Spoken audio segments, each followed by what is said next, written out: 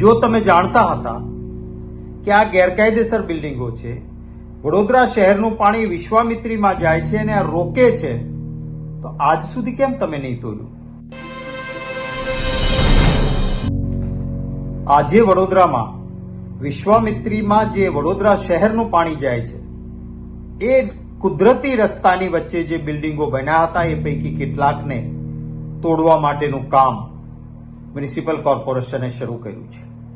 મારે કહેવું છે, આતે બહોત દેર કર દી સાहब આપને.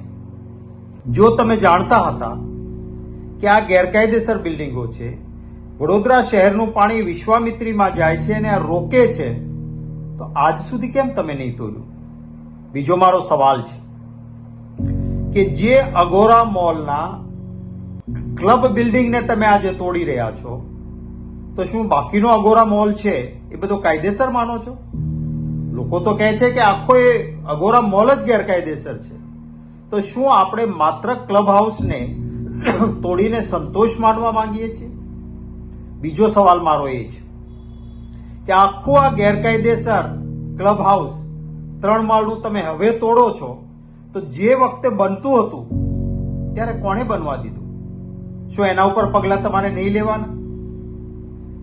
માત્ર થોડા દેખાવ પૂરતા હવે તમે તોડો, કારણ કે ભાજપના નેતાઓને, ધારાસભ્યોને, કાર્યકર્તાઓને વડોદરાના શહેરના નાગરિકોએ લોકશાહીનો પાઠ ભણાવ્યો અને ઘૂસવા નહીં દીધા, આક્રોશ ફાટી નીકળ્યો, ત્યારે હવે તમે થોડી જગ્યાએ તોડવા નીકળ્યા છો.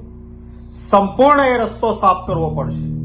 અને આ જ કામ જો તમે વહેલા કર્યું હોત તો વડોદરા જે પાણીમાં ડૂબ્યું, નદીઓમાંથી મગરો શહેરમાં ઘૂસ્યા, એ ન થયું હોત.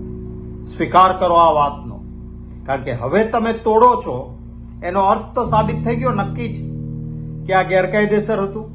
હવે તોડો છો એનો અર્થ સાબિત થઈ ગયો કે આ નદીમાં પાણી જે વહેણ જતું હતું એના આ આડસરૂપ હતું એ હતું.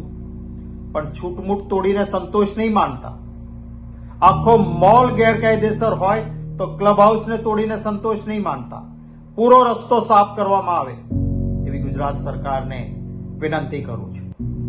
કોઈ પણ નું હોય, હું તો કહું છું કે કદાચ અમારો કોંગ્રેસ પાર્ટીનો કોઈ સમર્થક, કાર્યકર્તા કે નેતા એનું પણ વચ્ચે આવતું હોય, બુલડોઝર મોકલીને તોડી નાખજો.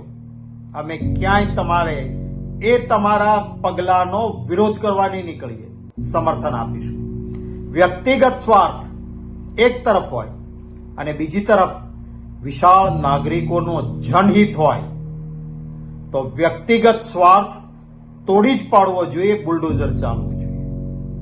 એક છેલ્લી મારી વિનંતી છે કે આ જે વડોદરા શહેરનું પાણી વિશ્વામિત્રી નદીમાં જતું હતું, ત્યાં આગળ બિલ્ડિંગો ન બને એટલા માટે એક ગ્રીન ઝોન બનાવેલા હતા કે કોતરો, નદીમાં જવાનો પાણીનો રસ્તો એ બરાબર જળવાઈ રહે. હવે પૈસા ખાઈને જે ગ્રીન ઝોનને બદલીને ત્યાં બિલ્ડિંગો ઉભા કર્યા છે, એ કોઈ સંજોગોમાં ન ચાલે. આવું અકૃત્ય કરનાર સામે પગલા લેવા જોઈએ. એમના પાસેથી વસૂલ કરીને કોઈ નિર્દોષનું ઘર બન્યું હોય તો એને વળતર આપવું જોઈએ. ફરી આ ઝોન છે એને, જ્યાં તમે બિલ્ડિંગ બનાવવાની મંજૂરી ભાજપ સરકારે આપી છે, એને બદલાવીને ફરી ગ્રીન ઝોનમાં કન્વર્ટ કરી દો, એવી પણ મારી માંગણી છે કે જેથી કરીને ભવિષ્યમાં ક્યારેય વડોદરાવાસીઓને તકલીફ ના પડે. જય હિન્દ.